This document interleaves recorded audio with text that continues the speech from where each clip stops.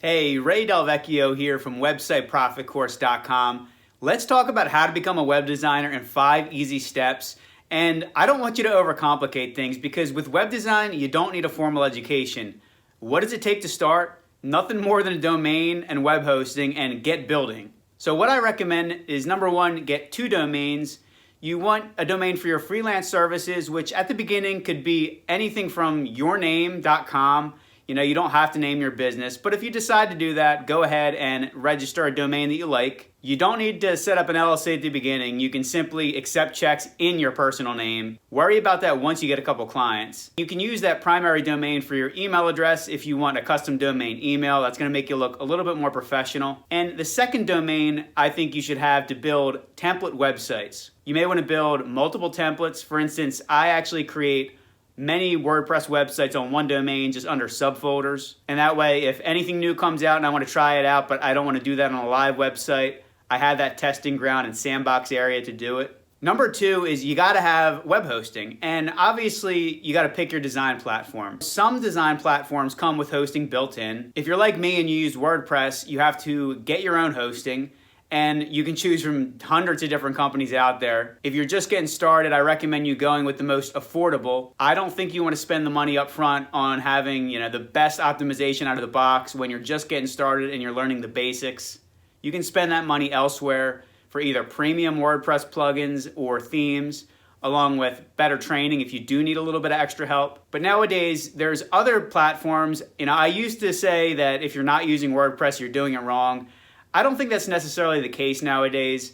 Companies like Webflow, they've come out of nowhere. I didn't even know about them until about a year or so ago when one of my subscribers brought them up in a conversation that we were having. Frankly, I think that they look like a great option if you want to get started with them. The same goes for something like Squarespace. They also have pre-built templates, and they've expanded it to the point where you can do some custom coding. They have e-commerce built in. One that just put out a campaign against WordPress is Wix. I kind of think they're a little bit lower level. They're a step below Squarespace or Webflow. Last but not least, if you are a developer type, you can do everything with custom code. You don't need a platform if you can, do everything by hand or manually, but I don't necessarily recommend that because I find when you get a step above the code, dealing with content management, client updates, things can be a little bit more complicated, and it may be harder to outsource that kind of stuff if you need to. And really, you got to figure out whether you're going to be a custom web designer, somebody that is highly customized, goes deep into the graphic design side, user interface,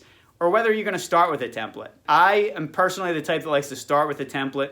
I got into websites through code. I started learning HTML and CSS first, and I don't necessarily have the best eye for design, doing something from scratch. However, I think one of my strong points is being able to replicate a design that I see and do it in my own way, put my spin on it so I'm not actually copying it. And I've seen plenty of web designers out there that are making money from just using canned templates and swapping in, the most basic of things like colors and logos, and that's it. Number 3, I think you should build a starter template. And this kind of goes back to why I said you got to register 2 domains, not just your portfolio domain, but you want to build a website as though it was for a client. A portfolio website is a lot different than a small business website.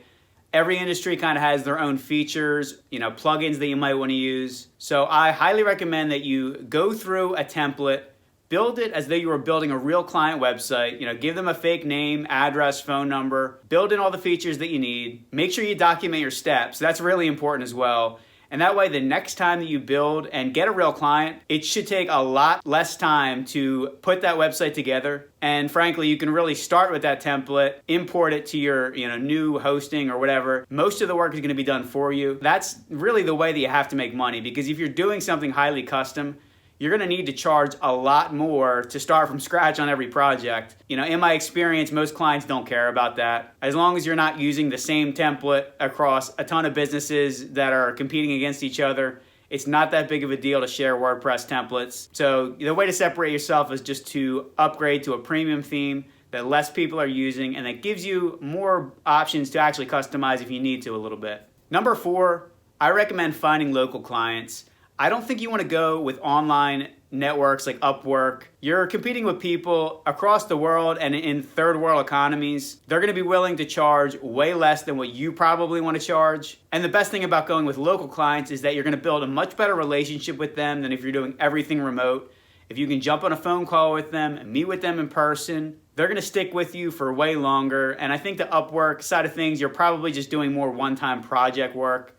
You know, once somebody gets their website up and running for a cheap cost on there, they may not necessarily be looking for somebody long-term or for a monthly maintenance kind of plan. Now, I guess the most important decision that you're going to make is whether you actually want to find clients, whether you want to become a freelancer and do it yourself, start your own business, or whether your goal is to work for an agency. If that opportunity presents itself, it's definitely a good way to gain experience. However, I personally went the freelancer route, and I think that everybody at some point in their life should create a business themselves, because if you have a boss and you're not bringing the clients in, you're going to be stuck down at that technical level where you're implementing those steps, but you don't understand the higher level stuff that goes into business. That's the kind of stuff that's going to benefit you whether you're doing web design or really any kind of freelancing service. It's a longer term play. It's going to be a little bit harder, but it's a lot more rewarding. So, the main thing you got to operate off of is a lead list. You got to be willing to go out there and find leads,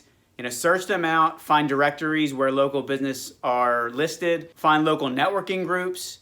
You got to be creative with this side of things and put everything into a spreadsheet so it's organized. Make sure you mark down when you contact a business, whether they are the type of business that, has a secretary or a phone service, or whether you get the direct access to an owner through the phone number. I personally work with a lot of home service contractors, and that's the case. Usually that phone number, unless they're a bigger business, it usually goes right to the cell phone of the owner. And last but not least, number 5, you got to pitch your service. You got to learn sales, come up with a sales pitch, get comfortable talking about pricing and money and all that kind of stuff that normally makes people feel uncomfortable. The reality is if you're a freelancer, you have to spend most of your time on sales and marketing. Most people get stuck on steps 1 through 3, learning the tech skills, building out their own portfolio website, building out templates, but they never put that much time into the sales and marketing. They expect people to come to them, and it takes many years for that to happen. This is why it's so important to learn time management. Get good with knowing where your time goes, because if you're just operating on a whim, doing whatever you want from day to day, it's so easy to get sucked into those tech details and spend way too much time sitting alone on a computer. I know I'm guilty of that. I got to always check myself to make sure that I'm spending my time on the right things. And that's why I started using a calendar. I'll link up a video here in the top right where I go into my time management tips, because I spent 2 or 3 years where that was my main focus. And nowadays, I track all my time from Google Calendar. Events from my Google Calendar just automatically get uploaded to a Google spreadsheet, and I have a chart built in there so I can visualize how many productive hours I'm spending each week on certain tasks. After doing that for a couple years now, it's easy to see the trends. Certain times of the year I'm busy, like during the winter when I'm stuck inside. I usually get a lot done. When spring rolls around, I have a little backyard garden. I start spending a lot more time outside doing physical work. I get tired earlier, so I have to do a better job of getting up early and getting stuff done before I go outside and do things, because I'm usually useless in the afternoons when that happens. And the thing that I love most about web design, it's really the intersection of so many skills. You can get into SEO, graphic design, logo design, user interface design, analytics, custom code and development. You can expand your services and offer them to your existing clients, or go out there and find new clients once you get better at doing all these things. I find it's a lot easier to make more money with your current clients and get them on a monthly package as opposed to doing this one-time work over and over again. That's been my route to success as a freelancer. I really think that's the way you want to go, because that helps build a sustainable business. You can much better predict how much you're going to make from month to month, instead of constantly needing those new leads coming in to make sure your business stays afloat. And if there's one thing that I learned, it's that clients care way more about results and communication than they do beauty. They don't want perfect code. They don't want the best design in the world. They want to make sure that their website is bringing them leads, giving them results. And in order to make sure that you're building a website that's converting, you got to get into the Google Analytics side of things, make sure you're tracking the traffic, knowing what sources of traffic are converting, at what percentage, and you want to work on improving that. And oftentimes that means more simplicity, not better design or more complicated design. So that's all I got for this video. I hope you found it helpful. If you do want to start your web design business, I got a giveaway with 15 tools that'll get you up and running.